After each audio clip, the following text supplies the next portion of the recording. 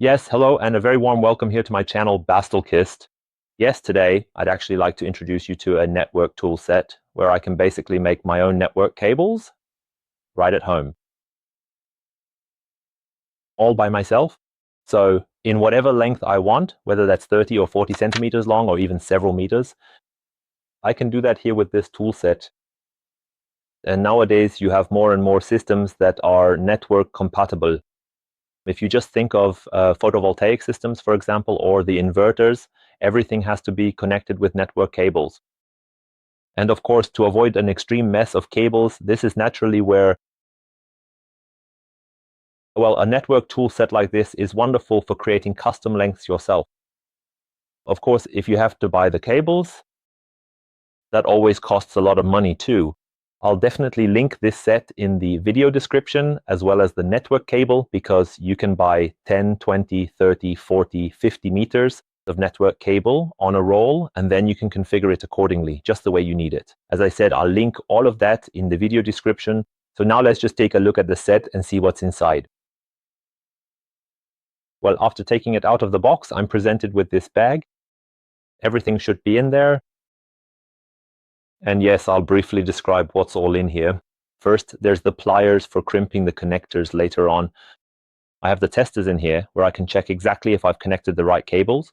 Do I have any short circuits anywhere? Is something not right somewhere? That's all included. Wire strippers and cable ties are included. A manual is included. So basically everything I need for it. For example, there's a tool here to, well, attach the network cables to the terminals. A battery for the tester is included. Yes, basically everything I need for it. With the tester, I can test two different types.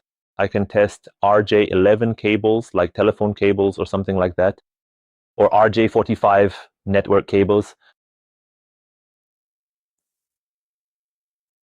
Well, here I have another stripping tool, actually an additional one, and I also have an instruction manual here, which is nicely illustrated and presented in European languages.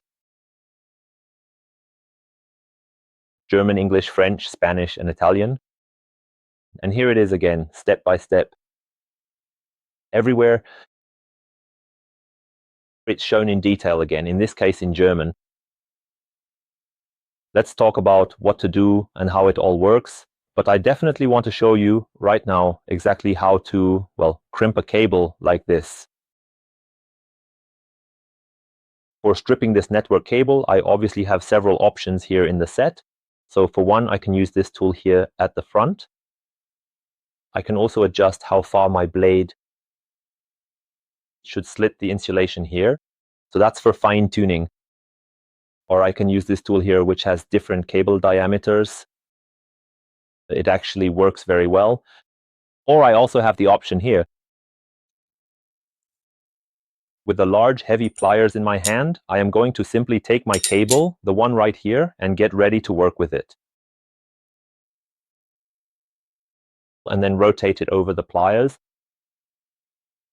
And then I can strip it like that.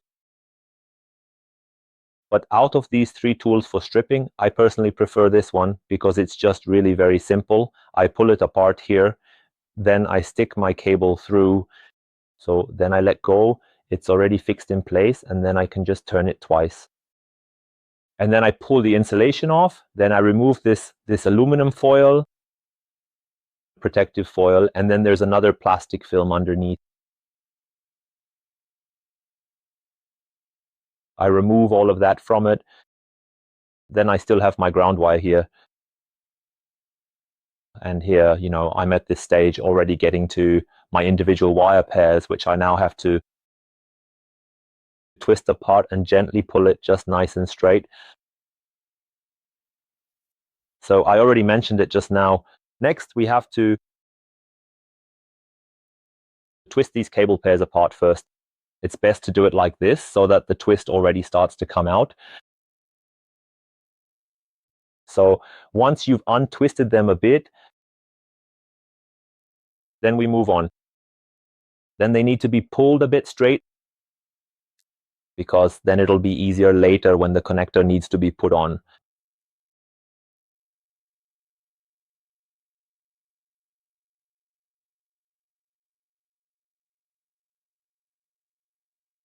To get the cables reasonably straight, I always pull them away to the side like this. And then I twist once and pull at the same time. That way you get some of the twist out,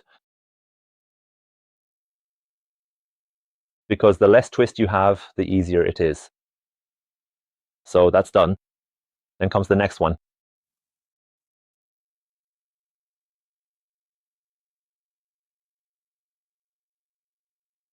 And so on, you struggle through it a bit. Now, here is the pinout for a standard network cable. So from 1 to 8, it starts with white, orange, orange, white, blue, blue, white, green, green, white, brown, brown. This is for a standard network cable. Then there are crossover cables where some wires are swapped around. And well, you'll have to check what the pinout is for a crossover cable like that. But you can find that anywhere online. You can easily look up those pinouts. And then you just match the colors on the second connector accordingly to where they need to go. It's actually very, very simple. You just have to make sure the colors are positioned correctly.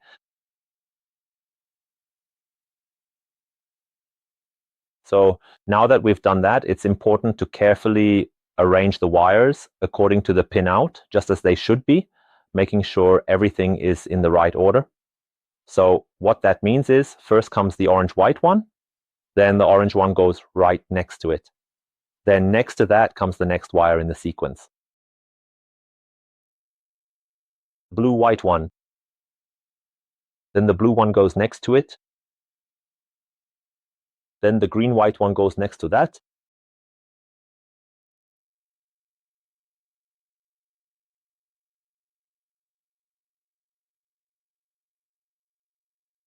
I'll just move the brown one aside for a moment. It's getting in my way a little bit. It's not doing what I want. So first, I need to start with the green-white wire, then move on to the green one, and after that, the brown wire comes next. No, wait, actually before the brown, it should be the brown-white wire, and then finally the plain brown wire at the end. So that's the general order I need to follow for arranging them. Now at this point, all I have to do is lay each of them out very neatly, placing them carefully side by side so that I can cut them all to exactly the right length, making sure everything lines up perfectly. The correct length is 8 millimeters. Well, I've done that step now, so the next thing I'll do is take my cutter, which I have sitting right here on the side. I'll pick it up, get it ready, and then insert the ends of the material into the cutter. I'll make sure they're lined up properly before I go ahead and trim them. For now, I'm just going to cut them roughly to the length I need, and later on, if necessary, I can always come back and make more precise adjustments. There, I've done that. I need about 8 millimeters. So, and now I have my connector here. The contacts clearly have to face upwards. That's very important. Where's the camera? So here's my connector. The contacts must face up, and I'll start at the top with pin 1. That's up here, and pin 8 is down by my thumb. And now I'm sliding the wires in carefully. Then they'll automatically adjust themselves. So, and now I see that, for example, at the top, orange, white, blue, green, white, green. And there's the mistake. Brown shouldn't be there, because brown, white belongs there. So I have to carefully pull it out again. Yeah, and now I have to see why that happened. Because the brown one here is positioned a bit awkwardly. No, I need to move it over here a bit, so that it can't go where it wanted to go. And then I'll try the whole thing again. Slide it in, and then we'll take a look. And we see nothing because I'm not holding it in front of the camera. So, and we see now a bit as it zooms in. So orange, white, blue, green, brown, white, brown. So at this point, what I can do is push it in really firmly right here, making sure that the cables here, as you can see from the side, are all the way up to the very front. This is important because later on, those pins will basically be poked in there, and you want to make sure everything is lined up correctly. So just double check that the cables are fully inserted and that nothing is sticking out, because that will help ensure a good connection when the pins go in. Ideally, of course, I would have slipped my insulation over the cable beforehand, which I naturally forgot to do here. That's why I'm taking the plug off again now. And I'll work it over it again now. So you have to repeat the whole thing now, but what worked once will work a second time. So contacts facing up again.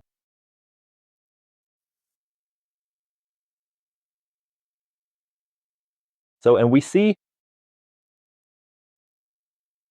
it's correct again. All the colors are back in place.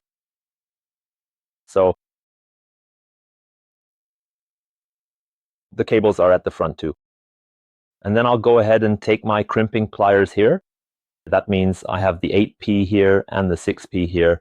6P are the RJ11 and 12, and this is RJ45. Here you see the plastic part. It goes down here into the groove. It's just plugged in like this. That's basically it. And then the pliers are pressed all the way to the stop. And then I can take my plug out of here. And then at this point, it's really rock solid and completely secure. I'll go ahead and put my insulation over it now, making sure everything is covered properly before moving on to the next step. And yeah, then my network cable is finished here, which now has a length of, well, 20. I double checked the measurement just to be sure. 25 centimeters or 250 millimeters, whatever. So, and now I can, of course, use my tester to check if I've done everything correctly.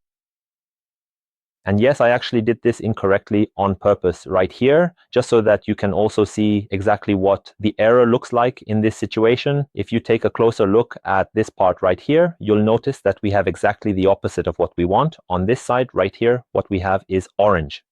So as you can see, the mistake is clear when you pay attention to these details. Then we have orange, white, and so on. So that would be wrong. This side would be correct. Now the tester should, of course, show the error. That's what we wanted to try out here now. So I'm turning on the tester. It shows me a green LED here. That means it's ready.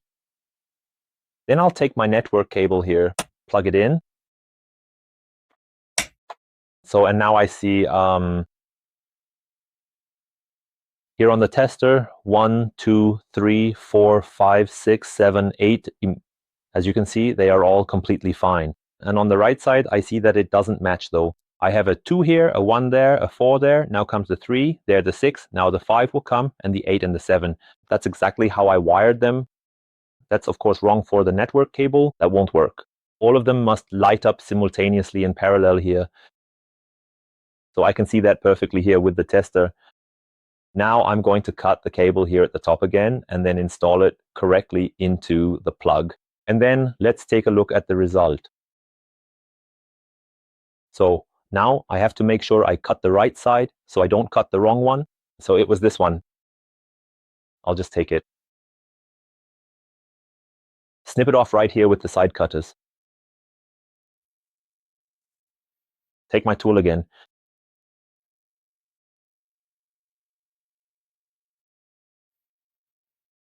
And yes, then everything starts all over again. But you don't want to see all that again now. Therefore, oh, here I can still tell you this. Here is another ground wire or whatever that is. It's laid back like this. I forgot to mention that earlier. And ideally, remember to slide this part, the insulation, over the cable beforehand. Because, well, it's not that dramatic if it's not over it now. But if you want it to look nice, then you naturally have to, as I said, slide it over the cable. So I'm going to take everything apart again as shown just now. And then we'll see each other again when I put the plug on. Yes, once you've done it a few times, it actually goes relatively quickly. First, carefully cut it to length right here. So now I can crimp the whole thing. So in here.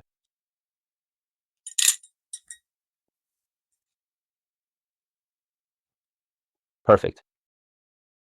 Slide the boot over. And now for the tester. I'm curious to see if I got it right this time. But I think so. I did that on purpose earlier, and now I've put it back exactly as it should be. So it really should work. So, and what does the tester show? 1 to 1, 2 to 2, 3 to 3, 4 to 4, 5 to 5, 6 to 6, 7 to 7, and 8 to 8. Yeah, that's great. So the cable is now connected correctly and would then be ready to function properly as a standard network cable. Yes, so I'm at the end of my contribution here about this network toolkit. Yes, I hope I was able to show you a little something again. And I hope you enjoyed the video. Yes, then I'd definitely be happy if you give it a thumbs up. If you don't want to miss a video, leave a sub, turn on the bell, of course. And yes, if you want to know anything else, as always, write in the comments. I'll try to answer as best as I can. And then I'd say take care until my next video. Bye.